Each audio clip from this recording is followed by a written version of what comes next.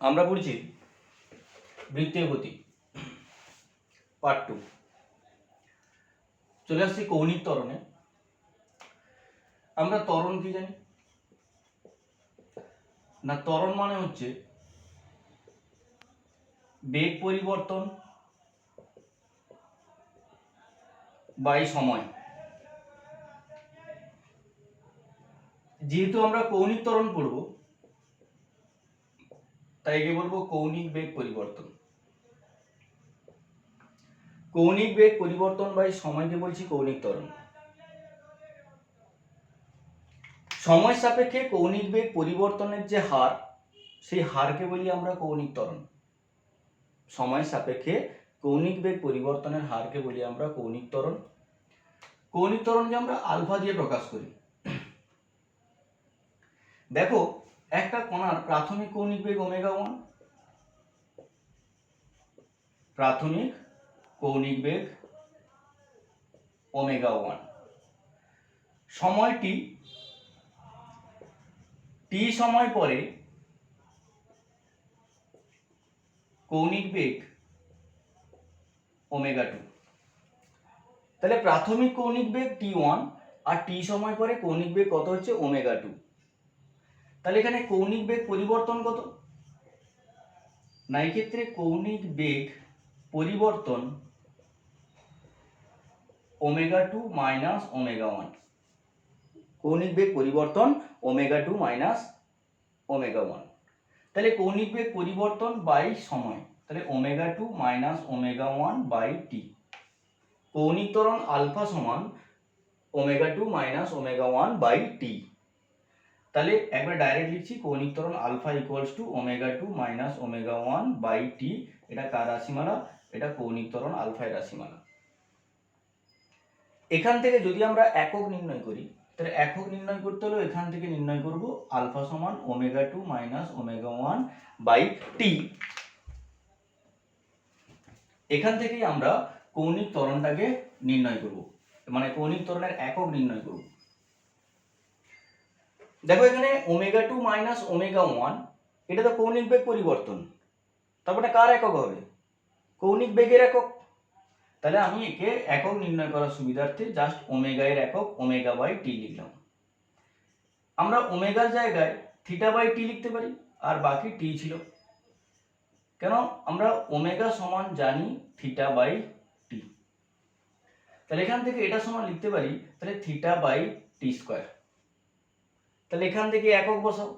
কৌণিক সরণের একক কি না? কৌণিক সরণের একক হচ্ছে রেডিয়ান, আর সেই সময়ের একক সেকেন্ড স্কোয়ার।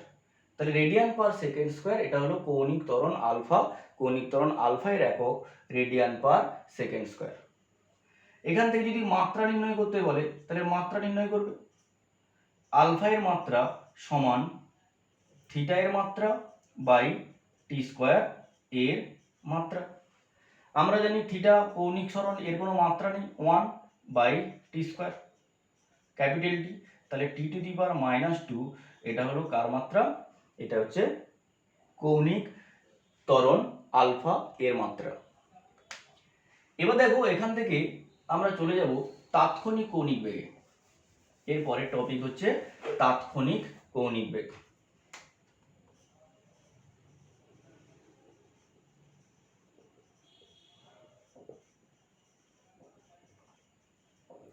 দেখো আমরা আগের দিন তাৎক্ষণিক কৌণিক বেগ পড়েছিলাম, তো এখানে তাৎক্ষণিক কৌণিক ত্বরণ নির্ণয় করব। আলফা সমান ওমেগা বাই টি। তাহলে এক্ষেত্রে যখন কোনো কণা যখন বৃত্তপথে আবর্তন করে, তার ক্ষেত্রে সময় যদি কম হয় আর কৌণিক বেগ ওমেগা যদি কম হয়, তাহলে alpha equals to omega by T এর অনুপাতটাও কম হবে।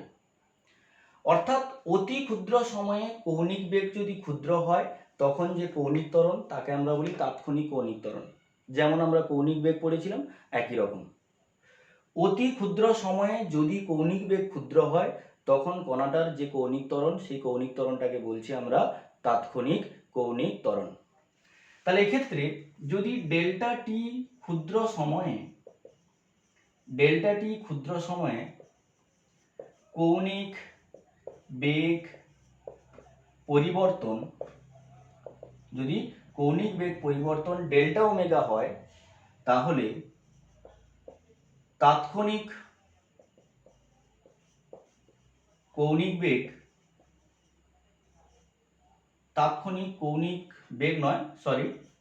ত্বরণ alpha equals to limit delta T tends to 0 delta omega by delta T. আমি বেশি কিছু বললাম না, আমি এই কারণে বেশি কিছু বললাম না, কেন তোমরা আগে কৌণিক বেগে এটা নিয়ে ডিটেলস পড়েছো। তাহলে এটা থেকে আমরা রেজাল্ট কি লিখবো না D omega by D T সমান D by D T into omega মানে কি ডি থিটা বাই ডিটি, যেটা তোমরা আগের দিন পড়েছো।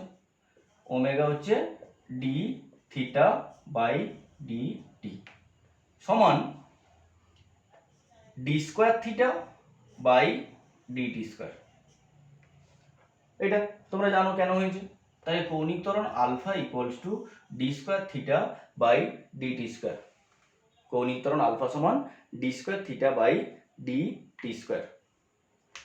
এবার আমরা প্রমাণ করব কৌণিক ত্বরণ এবং রৈখিক ত্বরণের সম্পর্ক। আমরা প্রমাণ করব কৌণিক ত্বরণ এবং রৈখিক ত্বরণের মধ্যে সম্পর্ক। কৌণিক ত্বরণ আলফা ও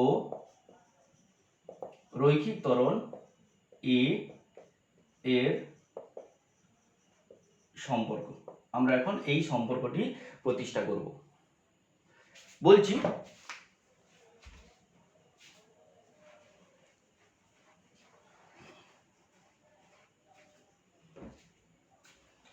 দেখো,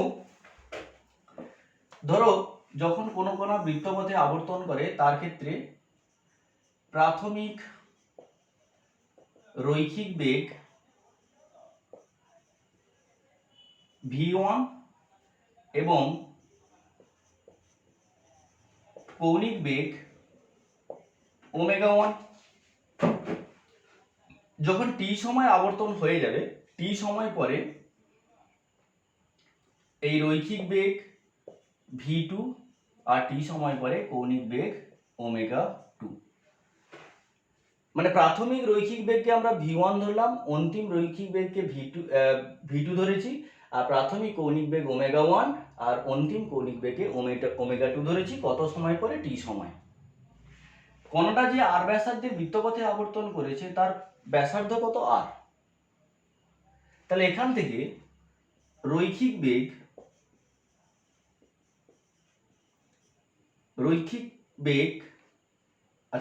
ত্বরণ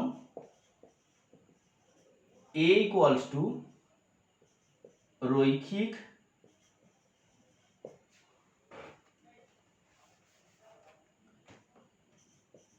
বেগ পরিবর্তন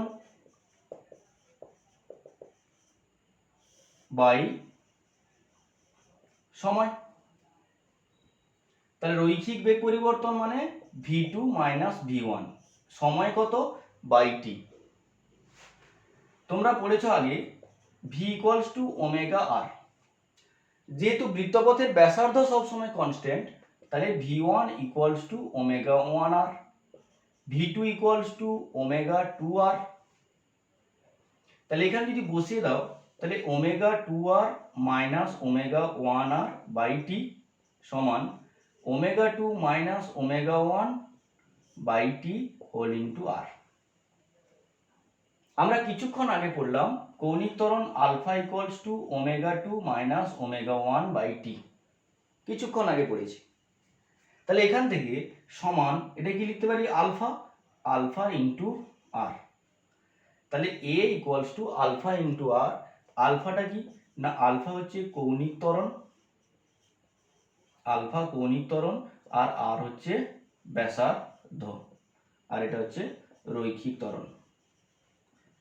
তাহলে রৈখিক ত্বরণ সমান কৌণিক ত্বরণ ইন্টু বৃত্তপথের ব্যাসার্ধ। খুব ইজি প্রমাণ, সহজ প্রমাণ, তোমরা খুব সহজেই করতে পারবে। দেখো, আমরা আগের দিন কৌণিক বেগ রৈখিক বেগের সম্পর্ক পড়েছিলাম, আজকে রৈখিক ত্বরণ কৌণিক ত্বরণের সম্পর্ক পড়লাম, কিন্তু এগুলো কোনোটার আমি ভেক্টর রূপ দেখাইনি। ভেক্টর রূপগুলো আমি একসঙ্গে পড়াবো।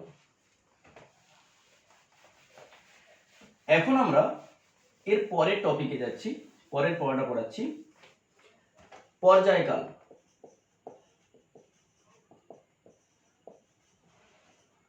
পর্যায়কালকে আমরা ক্যাপিটাল টি দিয়ে প্রকাশ করছি।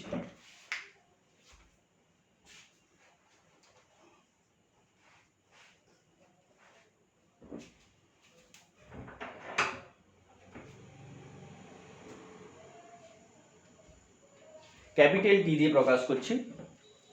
দেখো পর্যায়কাল কি না, যখন কোনো কণা বৃত্তপথে আবর্তন করে, যখন কোনো কণা একটা বৃত্তপথে আবর্তন করে, এই আবর্তনের ক্ষেত্রে ধরো এখান থেকে আবর্তন শুরু করেছে, এখান থেকে ঘুরে আবার ঘুরে যদি এরকম জায়গায় পৌঁছায়, অর্থাৎ কোনো কণা একটা সম্পূর্ণ বৃত্তপথ আবর্তন করতে যে সময় নেয়, কোনো কণা একটি সম্পূর্ণ বৃত্তপথ আবর্তন করতে যে সময় নেয়, সেই সময়টাকে বলি আমরা তার পর্যায়কাল। তাহলে এক্ষেত্রে একবার সম্পূর্ণ আবর্তন করবে, তাহলে একবার সম্পূর্ণ আবর্তন করবে মানে এক্ষেত্রে যে সময়টা লাগে সেই সময়টা small tea equals to capital T. একবার সম্পূর্ণ আবর্তন করবে মানে যে সময়টা লাগে সেই সময়টাই হচ্ছে small tea equals to capital T, যাকে আমরা কি দিয়ে প্রকাশ করি? পর্যায়কাল টি। কত কৌণিক সরণ হয়? কৌণিক সরণ। দেখো কৌণিক সরণ থিটা সমান, দেখো একবার ঘুরবে মানে একটা বিন্দুকে কেন্দ্র করে তার চারিদিকে ঘুরবে।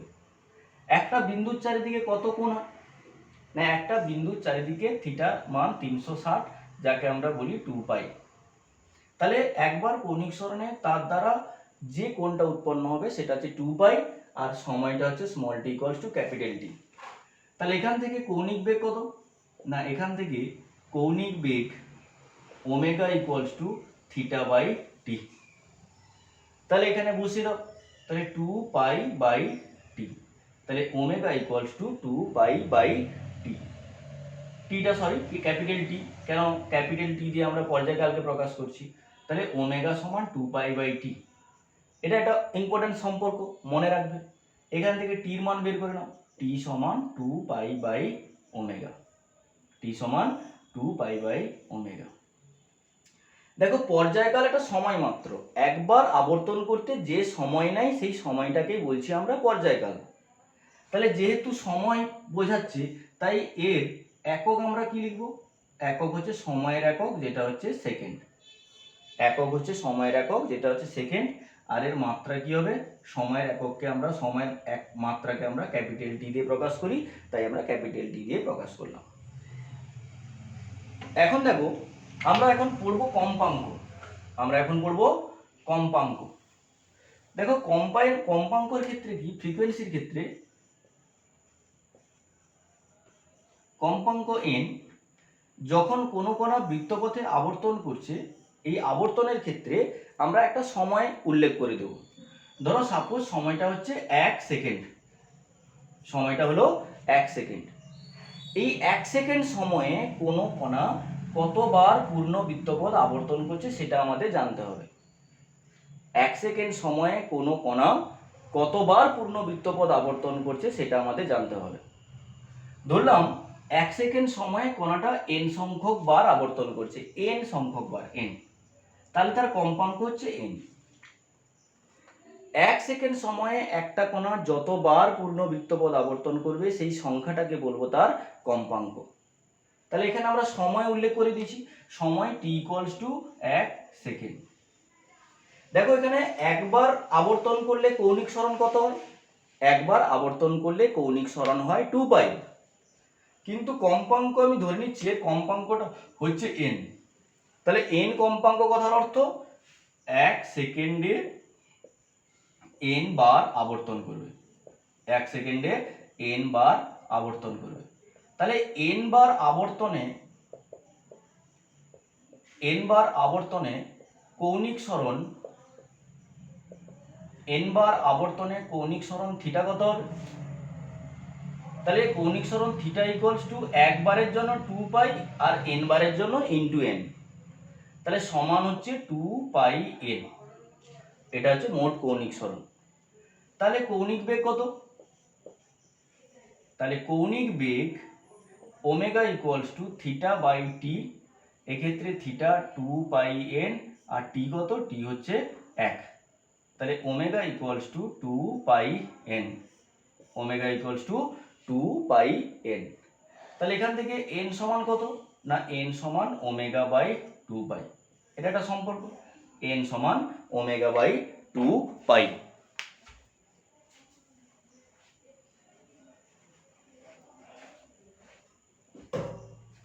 তাহলে এখান থেকে আমরা কি পেলাম, দেখো t সমান 2π বাই ওমেগা, n সমান ওমেগা বাই 2π, এদিকে লিখছি।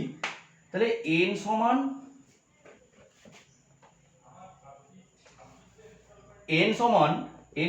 ওমেগা বাই 2π সমান লিখতে পারি 1 বাই 2π বাই ওমেগা,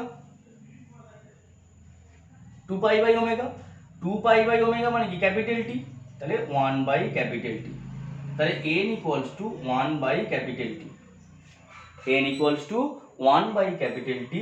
এটা হচ্ছে কম্পাঙ্ক এবং পর্যায়কালের মধ্যে সম্পর্ক, কম্পাঙ্ক এবং পর্যায়কালের মধ্যে সম্পর্ক। এরপরে দেখো আমরা কি পেলাম, n সমান 1 বাই টি, তাহলে এখান থেকে কম্পাঙ্কের একক নির্ণয় করব।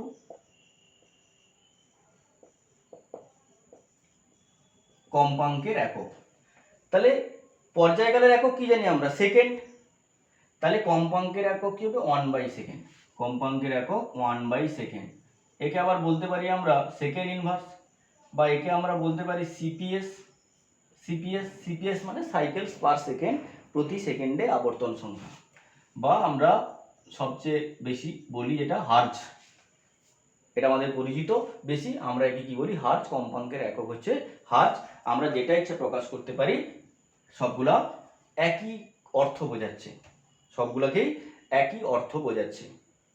এবার দেখো কম্পাঙ্কের আরো একক আছে, অন্যান্য একক।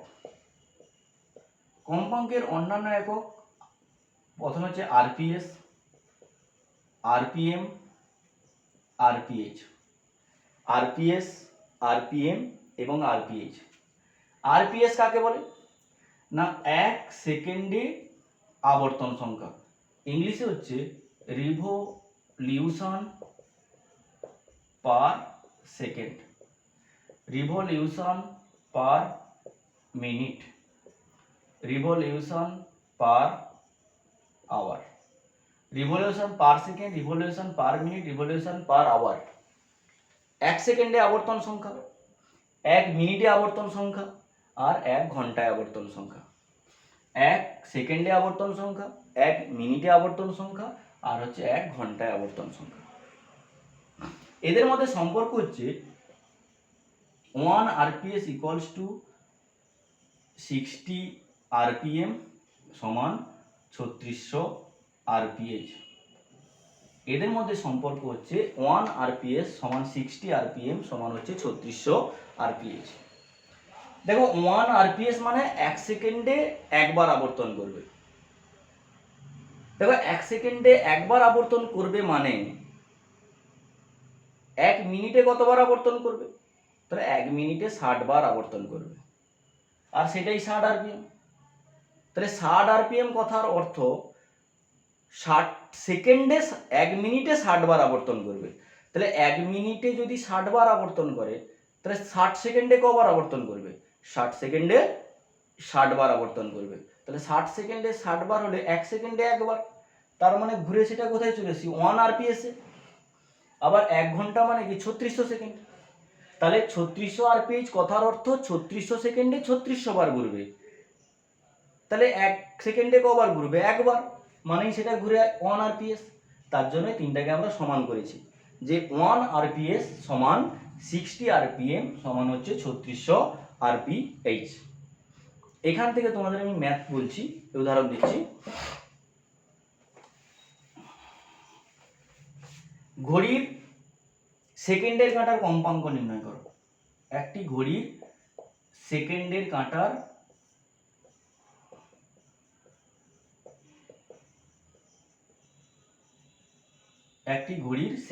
কাঁটার কম্পাঙ্ক নির্ণয় করব। দেখো আমরা জানি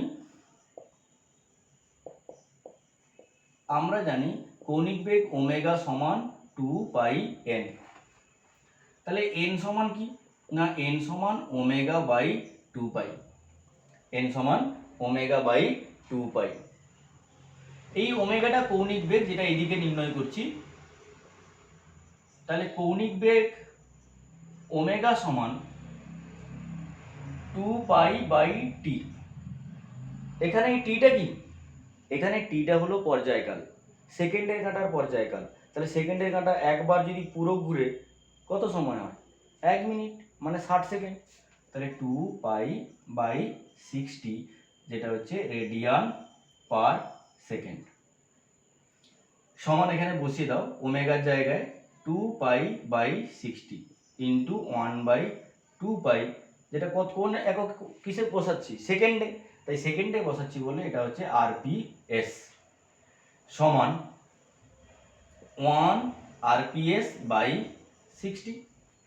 আমরা জানি 1 আরপিএস সমান কি, 1 আরপিএস সমান 60 আরপিএম। তাহলে 1 আরপিএস যদি 60 আরপিএম হয়, তাহলে 60 আরপিএম বাই 60 সমান 1 আরপিএম। 1 আরপিএস মানে 60 আরপিএম, 60কে 60 দিয়ে ভাগ করলে 1 আরপিএম। তাহলে ঘড়ির সেকেন্ডের কাঁটার কম্পাঙ্ক কত পেলাম, ঘড়ির সেকেন্ডের কাঁটার কম্পাঙ্ক পেলাম 1 আরপিএম। তোমরা একই রকম ভাবে ঘড়ির ঘন্টার কাঁটা আর ঘড়ির মিনিটের কাঁটার কম্পাঙ্ক নির্ণয় করবে। ঘড়ির ঘন্টার কাঁটা এবং ঘড়ির মিনিটের কাঁটার কম্পাঙ্ক নির্ণয় করবে। মিনিটের কাঁটার ক্ষেত্রে এই পর্যায়কালটা চেঞ্জ হবে, দিয়ে এখানে বসিয়ে দিলে। মিনিটের কাঁটার ক্ষেত্রে পর্যায়কাল কি হবে, মিনিটের কাঁটা একবার ঘোরা মানে 1 ঘন্টা, এখানে 3600 হবে, দিলে পরিবর্তন করবে যেটা আসবে। ঘন্টার কাঁটা, ঘন্টার কাঁটা একবার পুরো ঘোরা মানে 12 ঘন্টা, তাহলে যেহেতু 12 ঘন্টা তাহলে 12 ইন্টু 3600 হবে, দিয়ে সেটা বসাবে, দিলে আরেকটা অ্যান্সার পাবে। এটা তোমরা নিজেরা করতে পারবে, আর না হলে আমাকে ইনফর্ম করবে। আজকে এই পর্যন্ত, বাই।